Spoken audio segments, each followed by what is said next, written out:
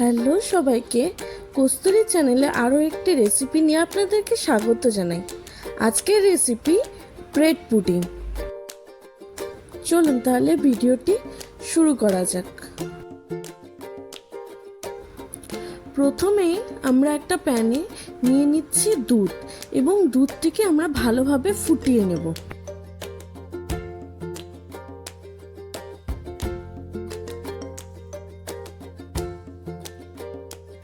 দুধটা ফুটে উঠলে আমরা তাতে দিয়ে দিচ্ছি চিনি এবং চিনিটা দেওয়ার পর আমরা ভালো করে দুধটাকে আরও একবার ফুটিয়ে নেব। দুধটা যতক্ষণ বয়েল হচ্ছে আমরা আরেকটি বাটিতে দুধ নিয়ে তাতে 3 থেকে 4 চামচ কাস্টার্ড পাউডার মিশিয়ে নিচ্ছি।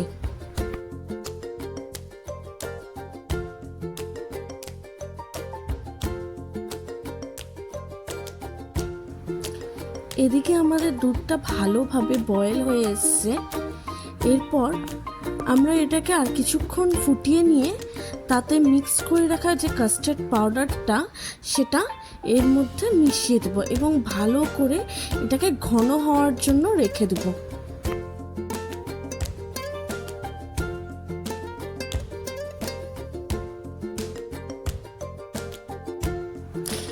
এবার আমরা এতে 1 থেকে 1.5 চামচ মতো দিয়ে দিচ্ছি মিল্ক মেড।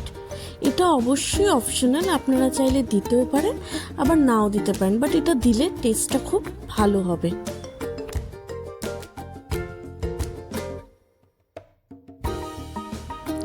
দুধটা খুব ভালোভাবে একদম ঘন হয়ে গেছে।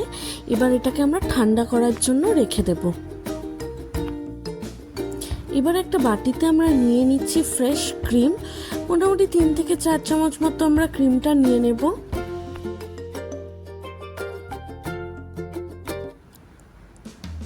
এরপর এতে নিয়ে নিচ্ছি মিল্ক পাউডার 2 চামচ, গুঁড়ো করে রাখা চিনি 2 চামচ,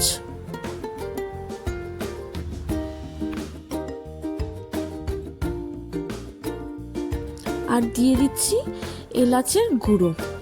এবার এটাকে ভালোভাবে মিশিয়ে নিতে হবে।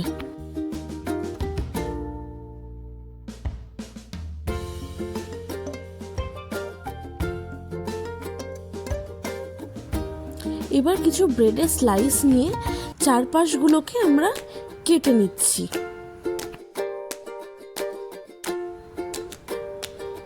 তারপর সেটাকে 2 টুকরো করে আমরা কেটে নিচ্ছি।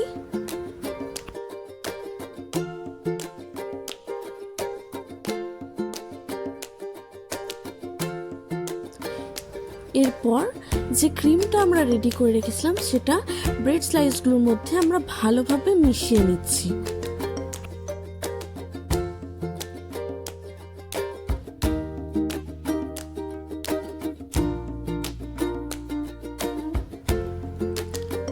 আমাদের সবটি ব্রেড এবার রেডি হয়ে গেছে। এবার একটা বাটির মধ্যে আমরা এগুলোকে একের পর এক সাজিয়ে রেখে দিব।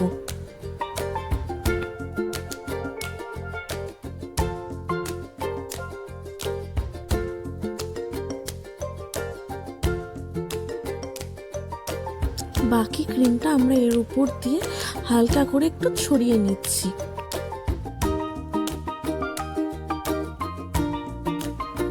এবার আগে থেকে তৈরি করে রাখা কাস্টার্ড মিল্কটা আমরা সব কলা ব্রেডের উপর দিয়ে ভালোভাবে ছড়িয়ে এটাকে একদম কভার করে দেব।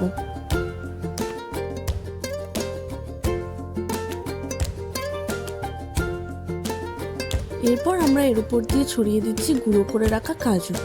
আপনারা অবশ্যই নিজেদের ইচ্ছে মতো ড্রাই ফ্রুটস দিয়ে এটাকে সাজিয়ে নিতে পারেন।